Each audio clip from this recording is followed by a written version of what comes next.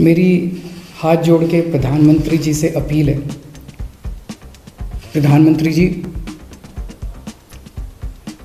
सरकारें आती जाती रहेंगी, कल आप भी नहीं होंगे, कल मैं भी नहीं होऊंगा। हम इम्पोर्टेंट नहीं हैं, लोग इम्पोर्टेंट नहीं हैं, पार्टियां इम्पोर्टेंट नहीं हैं, देश इम्पोर्टेंट है। अगर हम चुनाव आयोग को दबाव डाल के चुनाव कैंसिल कराते हैं, इससे चुनाव आयोग कमज़ोर होता है, और चुनाव आयोग कमज़ोर होता है, चुनाव कैंसिल होते हैं तो देश कमज़ोर होता है। मेरी आपसे हाथ जोड़ के विनती है, चुनाव कैंसिल मत कराइए। अगर चुनाव कैंसिल होते हैं, ये जनतंत्र के लिए बहुत बड़ा खतरा है। नगर निगम के, दिल्ली नगर निगम के एमसीडी के अभी चुनाव होने वाले थे। 9 तारीख को जो दिल्ली चुनाव आयोग है, स्टेट इलेक्शन कमीशन है दिल्ली का, उन्होंने सुबह सुबह एक प्रेस इनविटेशन भेजा कि आज शाम को 5 बजे चुनाव आयोग एमसीडी के चुनावों की तारीख का ऐलान करेगा, डेट्स ऐलान करेगा, किस तारीख को नॉमिनेशन होगा, किस तारीख को विड्रॉ किया जा सकता है, चुनाव किस तारीख को होंगे। शाम को 5 बजे चुनावों का ऐलान होना था, तारीखों का ऐलान होना था। 4 बजे, उसके 1 घंटा पहले, केंद्र सरकार ने चुनाव आयोग को चिट्ठी लिखी कि हम दिल्ली के तीनों नगर निगमों को एक साथ एक नगर निगम बनाने जा रहे हैं, इसलिए आप ये चुनाव टाल दीजिए। 5 बजे चुनाव आयोग ने चुनावों, केंद्र सरकार के कहे के मुताबिक चुनाव टालने का ऐलान कर दिया। शायद भारत के इतिहास में पिछले 75 साल में आज़ादी के बाद से पहली बार ऐसा हुआ होगा कि केंद्र सरकार ने सीधे किसी राज्य के चुनाव आयोग को चिट्ठी लिख के चुनाव टालने के लिए कहा है। लोगों के अंदर बातचीत चल रही है कि 2-3 बातें चल रही हैं। 7 साल से 8 साल से केंद्र में भारतीय जनता पार्टी की सरकार है। 8 साल, अगर इनको तीनों एमसीडीज को एक साथ करना था, इकट्ठा करना था, 8 साल में इन्होंने क्यों नहीं किया? चुनाव की तारीखें ऐलान करने के 1 घंटा पहले इनको अचानक याद आई कि अब हमें तीनों एमसीडी को इकट्ठा करना है, इसलिए चुनाव टाल दिए जाएं।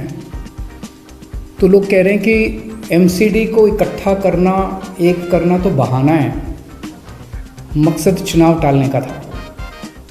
क्योंकि बीजेपी को लग रहा था कि दिल्ली में अब अगर चुनाव होंगे तो आम आदमी पार्टी की ज़बरदस्त लहर है, बीजेपी उस लहर में बह जाएगी और बीजेपी हार जाएगी, इसलिए चुनाव टालने के मंशा से ये किया गया। दूसरा, ये भी लोग कह रहे हैं कि चुनावों का तीनों नगर निगम एक साथ करने से क्या लेना देना है। आज 3 नगर निगम हैं दिल्ली में, 272 वार्ड हैं, कुछ इसमें कुछ इसमें कुछ इसमें। तो तीनों नगर निगम के काउंसलर अपने अलग अलग नगर निगम में बैठते हैं। चुनाव हो जाने दीजिए, अगर तीनों को इकट्ठा भी कर दोगे आप तो वो एक जगह बैठने लग जाएंगे। दोबारा चुनाव कराने की क्या जरूरत है? अभी चुनाव रोकने की क्या जरूरत है? चुनाव टालने की क्या जरूरत है? चुनाव करवाओ, नए काउंसलर आएंगे, और नए काउंसलर जो भी आएंगे वो जब तक तीनों नगर निगम है तीनों में बैठ जाएंगे, एक नगर निगम होगा वो एक साथ आके बैठ जाएंगे। तो चुनाव टालने की तो ज़रूरत ही नहीं थी। लेकिन मकसद तीनों नगर निगम एक साथ करने का नहीं था। अगर करना होता तो 7 साल में कर लेते ये लोग। मकसद था चुनाव टालने का। ये देश के लिए अच्छा नहीं है, दोनों चीज़ें अच्छी नहीं हैं। जो केंद्र सरकार ने चिट्ठी लिख के चुनाव टालने को कहा वो भी ठीक नहीं है, और चुनाव आयोग केंद्र सरकार के सामने झुक गया और चुनाव टाल दिए, ये भी अच्छा नहीं है जनतंत्र के लिए। मेरी हाथ जोड़ के प्रधानमंत्री जी से अपील है, प्रधानमंत्री जी, सरकारें आती जाती रहेंगी, कल आप भी नहीं होंगे, कल मैं भी नहीं होऊंगा। हम इम्पोर्टेंट नहीं हैं, लोग इम्पोर्टेंट नहीं हैं, पार्टियां इम्पोर्टेंट नहीं हैं, देश इम्पोर्टेंट है। अगर हम चुनाव आयोग को दबाव डाल के चुनाव कैंसिल कराते हैं, इससे चुनाव आयोग कमज़ोर होता है, और चुनाव आयोग कमज़ोर होता है, चुनाव कैंसिल होते हैं तो देश कमज़ोर होता है। हम सबको मिलकर देश की रक्षा करनी है। किसी भी हालत में हमें इंस्टीट्यूशंस को कमज़ोर नहीं होने देना। मेरी आपसे हाथ जोड़ के विनती है, चुनाव कैंसिल मत कराइए। अगर चुनाव कैंसिल होते हैं, ये जनतंत्र के लिए बहुत बड़ा खतरा है। आज ये कहा जा रहा है कि हम तीनों एमसीडी एक करना चाहते हैं, इसीलिए चुनाव टाल दीजिए। कल को मान लो लोकसभा का चुनाव है, उसके पहले अगर कहा जाएगा कि ये पार्लियामेंट्री सिस्टम अच्छा नहीं है, हम प्रेसिडेंशियल सिस्टम लाना चाहते हैं, संविधान में बदलाव करना चाहते हैं, इसलिए चुनाव टाल दीजिए, तो क्या चुनाव टाले जाएंगे? मान लो कल को कोई स्टेट असेंबली का चुनाव है, ये कहा जाएगा कि हम 2 राज्यों को इकट्ठा करना चाहते हैं, इसीलिए चुनाव टाल दीजिए, तो क्या चुनाव टाल दिए जाएंगे? क्या जनतंत्र के अंदर चुनाव ऐसे टाले जा सकते हैं? ये बहुत बड़ा प्रश्न है। मैं प्रधानमंत्री जी से यही निवेदन करना चाहूँगा, कल केजरीवाल भी नहीं रहेगा, कल मोदी जी भी नहीं रहेंगे, ये देश रहेगा। इस देश को अपने को कमज़ोर नहीं करना।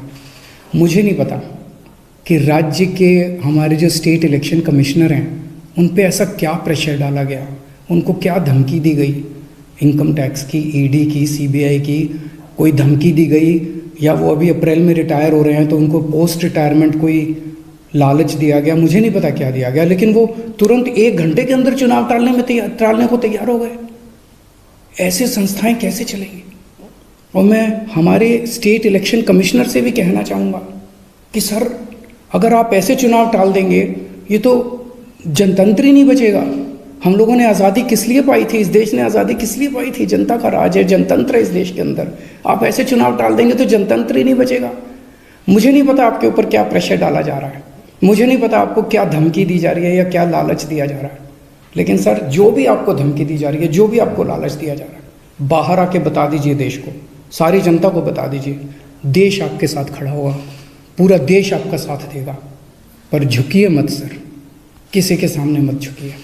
देश की बात है, जनतंत्र की बात है।